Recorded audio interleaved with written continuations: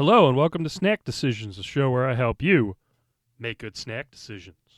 On today's episode, we're going to keep it very, very local with a new brand of potato chip coming out of Chicago.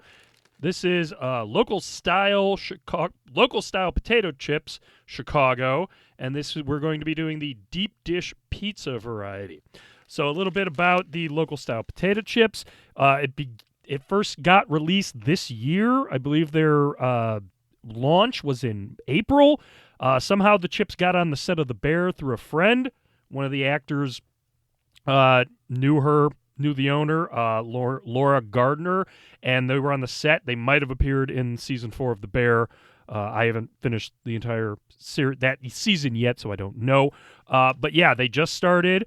I guess Laura Gardner, the founder and owner, spent her career building food and beverage brands for big companies, and when she was unexpectedly laid off, she decided it was time to start something on her own, and she came up with the local style potato chips. Currently, there are 5 varieties: deep dish pizza, Italian beef, hot dog, hot jarred, and classic salted. I saw these at Westfest when I went, and I was like, okay, I've seen these around. I've never actually jumped in and bought them. They had a little 5-pack deal for one of each going on, so I jumped in and bought it. Now, of the 5, I'm really excited for Italian beef and hot dog. Those are potato chip flavors that I don't think I've ever had, or if I have, it was in passing. So why am I doing the deep dish pizza? I love pizza flavored things, honestly. Check out one of my previous snack decisions, which I believe I have linked up here if I've done it correctly. If not, I'm just pointing at blank space. Check it out. It is the Cheetos Cheese Pizza Puffs. Watch out on that one. So yeah, I'm very excited. I love pizza flavored chips and pizza flavored things. This is being marketed as a deep dish pizza. My hope is it's very cheesy with some tomato, oregano notes, and maybe a little bit of the bread. I'll take anything, honestly. I love pizza-flavored snacks. So here we go. Another shot of the lovely, lovely deep dish package in case you want to see it again. Super easy to open up. This is a 1.5 ounce bag, so it's comparable to like a snack portion. There's the chip. There is a little dusting on it, but nothing too crazy. I will first off say these are, I believe all the chips are kettle cooked, but these are definitely kettle cooked, so that's a point in their favor. I prefer kettle cooked as opposed to the regular cooked, I guess. I do get a little bit of tomato. The cheese is like a mozzarella stick flavored cheese, which I guess would go with deep dish because it's a thicker cheese. There's really not a crust note outside of the crunch of the chip, but it is doing a good job mimicking a deep dish pizza.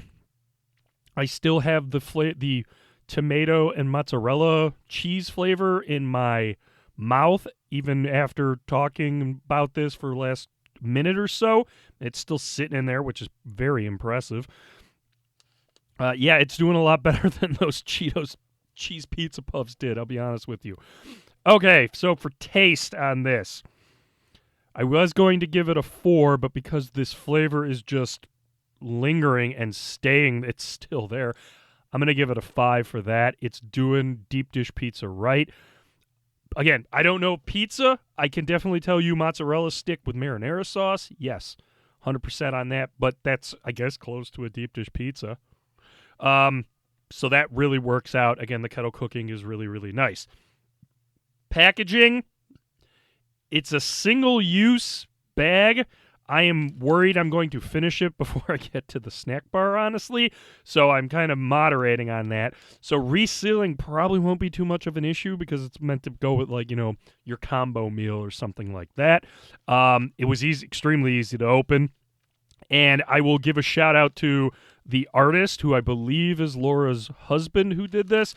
I love each bag has a different character on it. It's awesome. The deep dish pizza is obviously the size of pizza. There's a hot dog, Italian beef. The jarred is a can of giardiniera. The salted one's just a chip or a potato, I believe. So that's awesome. I really want to know they have like a checkerboard pattern, which looks like it was designed for the deep dish pizza one, and then they just applied it to all the other chip styles and changed the color. And that is really, really interesting and eye-catching because I do remember seeing these around and they stuck out because of this checkered pattern. So I will give the packaging a 4, not quite a 5, but yeah, the packaging does stick out. So that's why it's getting a 4 and not a 3. Everything else is pretty standard chip bag opening, and you probably won't need to reseal it because you'll finish these relatively quick. For value, I got these at the Street Fest. It was $13 for all 5 of them, which worked out to somewhere like $2.15 a bag, which is a pretty damn good deal. If you get these online, it looks like they're going for about $3 a bag. I don't know how much regular chips cost in this size. I usually get it as a side at Subway or something, so it's just a tack on. But it is a quality chip. It is a local chip and small batch. So, yeah, there is going to be a premium on it. At $2.15, which is approximately what I paid at the Street Fest, which is going to be a little less, that'll be a 5-star value on that. At $3, you're probably looking at about a 4-star value. Again, I haven't had the rest of these, but the deep dish ones are good enough that, yeah, it's probably worth paying a little bump on it to get the unique flavors. Now, obviously, you don't want that going against your main or whatever, or this could be your meal. That's fine. That's cool, too. So, yeah, value 4 to 5, depending on how much you actually paid for it. Let's head on over to the snack bar, see if this pairs well.